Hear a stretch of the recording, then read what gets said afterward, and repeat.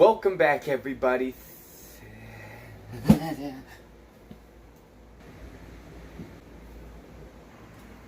What?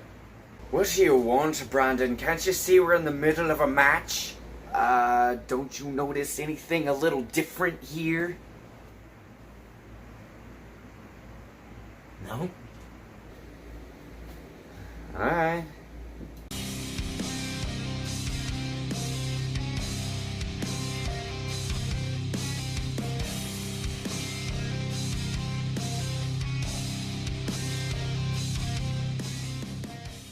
Midsommar is a film about 4 college students who go with their exchange student friend who is from Sweden to his hometown so that they can see this big festival that his family is putting on.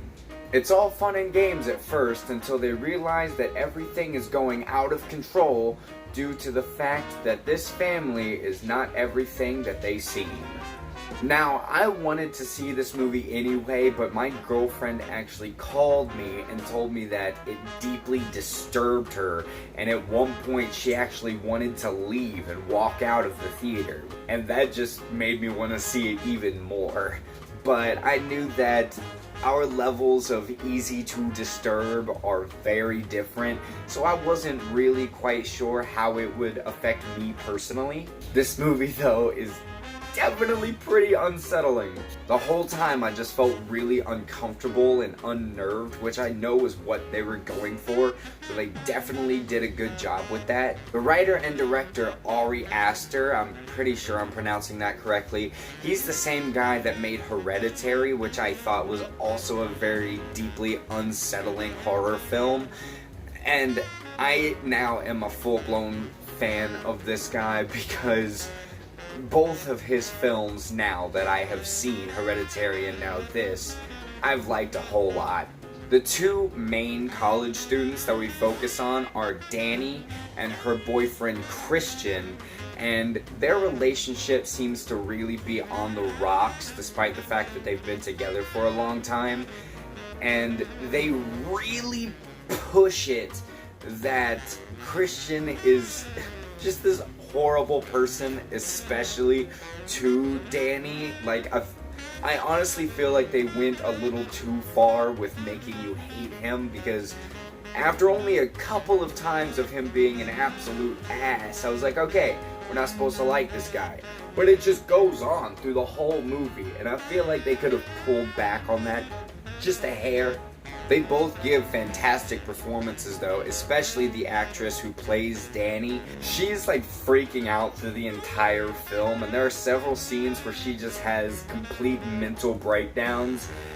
And she's doing the type of crying where it's just like uncontrollable sobbing, but she makes it really believable, and it just like digs into your brain and makes you uncomfortable beyond belief. We do have what I would call the comedic relief character in Will Poulter, who plays the character of Mark, and he's this really just wisecracking kind of a dickhead, but I really love Will Poulter. I thought he was great in Bandersnatch and now in this, so I really hope we get to see more and more of him as time goes along.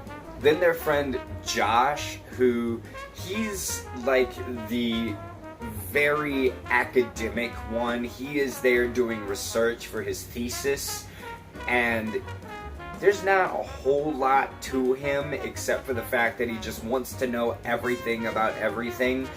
He's really the one that I didn't latch onto the most out of all of them. Then there is this one. I'm not even going to try to pronounce the name because it's Swedish, but he comes across as very sweet and very kind, especially to Danny, because he sees that she's starting to become unhappy in her relationship, and he just seems like a really sweet guy.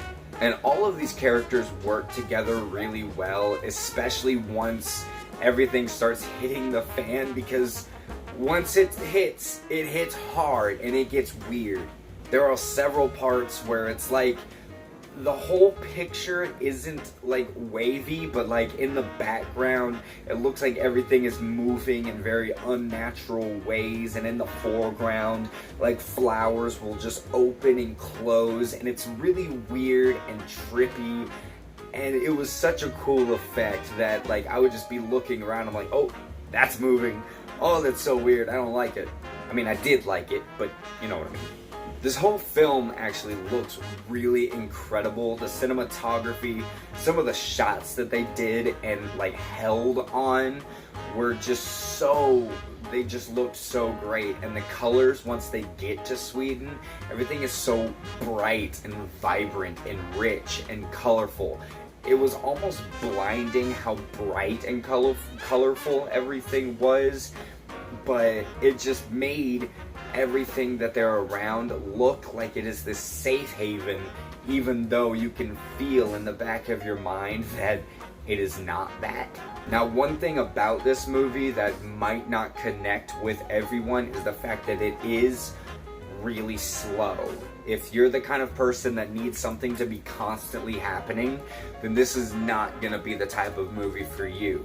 Like, if you feel like the first Alien is too slow for you to enjoy, then you're definitely not going to enjoy this movie. This film is for people who enjoy things like Hereditary or The Witch, where the environment and the tone of everything just builds up and sucks you right into the world that you were looking at, to the point that you feel like you're not even watching a film.